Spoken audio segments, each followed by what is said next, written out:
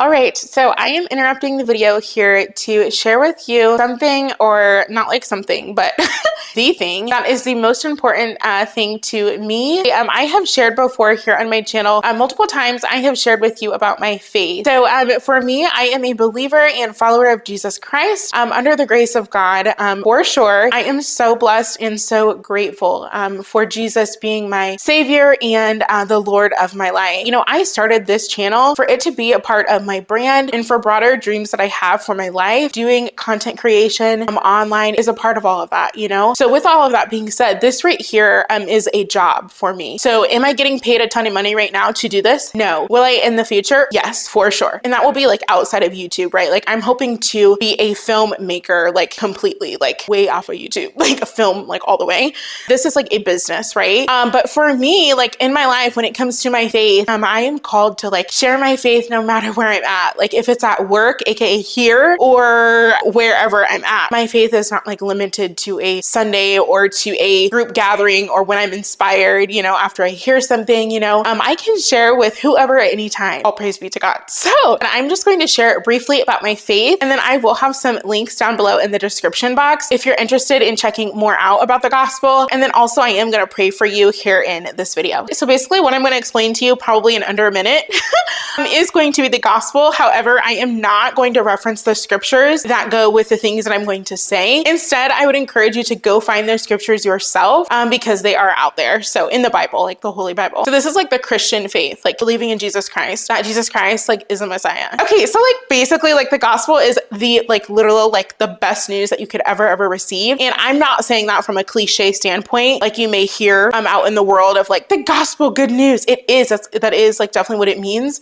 But the reason why it's good news is because there is someone, aka God, who has paid the penalty for your sin in your life. Like praise God, like because I sin like in my life. So like praise God that like there has been a sacrifice to pay the penalty for my sin. So in short, Jesus has paid the penalty for my sin through the following. So Jesus Christ was crucified, okay? Meaning he was killed, he was murdered, okay? So when that occurred, he died. Through his death, God the Father declared and said that your payment, not your payment, but your dying can be the living sacrifice for all of those who come to believe in not only your death, but your, resurrection from the dead, because that did occur a few days later, and then your ascension to heaven, and then your soon to come return. If people in the coming days, in the coming years, because this took place thousands of years ago, but if people in the coming years believe in that, then your payment that you have made by you dying, if people believe in that, then you dying will be the payment for their sins. So basically, like if Jesus had not have died, like if he had not sacrificed himself, then as of today, like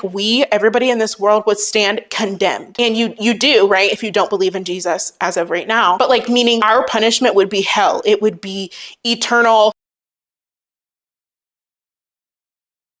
So our punishment would be like eternal separation from God without Jesus sacrificing himself. Like with no option, like no options in between, like. But because Jesus did sacrifice himself, and because God the Father declared that as the atonement for sin, then now anybody who comes to believe in Jesus' death, burial, resurrection, anybody who comes to believe in that through God's Holy Spirit then is saved by this free gift of grace that God the Father then gives. Jesus has sacrificed. A person comes to believe in that sacrifice and in his coming back through the Holy Spirit. Then God the Father, which is separate from God the Son, Jesus, but God the Father then extends to you, to me, to whoever comes to believe in that. God the Father gives a free gift. This free gift is grace. Grace is unmerited favor, which is incredible. Like it is beyond words. Like I can't even like explain like how amazing it is like with my words. It's something that like only the Spirit of God can like reveal to people, like the depth and like what this really means. But yeah, so like basically if you receive that free gift of grace, then you are saved from what would be your no option of eternal separation from God. So you then are brought near unto God, aka you become his child when you choose to believe in Jesus Christ and receive God's free gift of grace. It's the grace that actually saves you, nothing else. There are no works that you could do. So there's not this element of, oh, okay, so if I stop sinning, then I'll be saved, then God will accept me. That is not the gospel. That is not how any of this works. That's not the truth. That is completely backwards. You are saved by a free gift of grace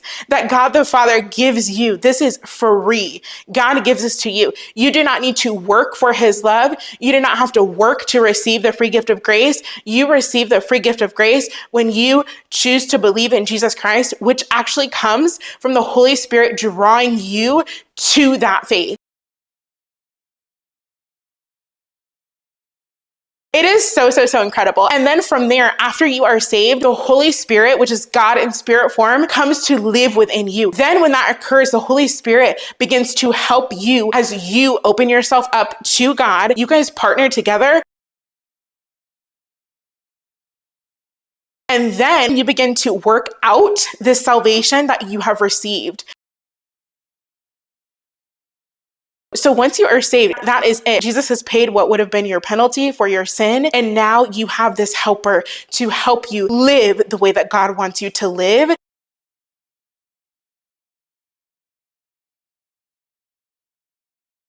To work out your salvation. So it is absolutely incredible. It is the best news ever. I know right now in this world, 2026, in the month of February, there is a lot going on all over the world. There is a lot of talk of end times, of all of this kind of stuff. And nobody knows when Jesus is coming back. And again, if you don't know any of what I'm saying or you're just curious about it, do not take my word. I know that the Spirit of God, I believe by faith, will draw you to faith in Jesus through this or through a link that you click. Like, you don't have to take my word. Like, the Spirit of God will do that with you if necessary. So yeah, I just want to share with you my faith. But what I was trying to say, sorry, got off topic. But there's all these talks, right? Rumors of wars, all this kind of stuff, all this kind of stuff going on. Pastors falling out, you go to church, but then the pastors are having these affairs, and it's just chaos, right? Everywhere in this world. And that is expected. Nothing is by surprise. To be quite frank with you, it's not because we have a certain president here in the United States or here or there. It's not because of any of that. This is just expected because we live in a sinful world and we are sinful people, which is why Jesus Christ is so, so, so important.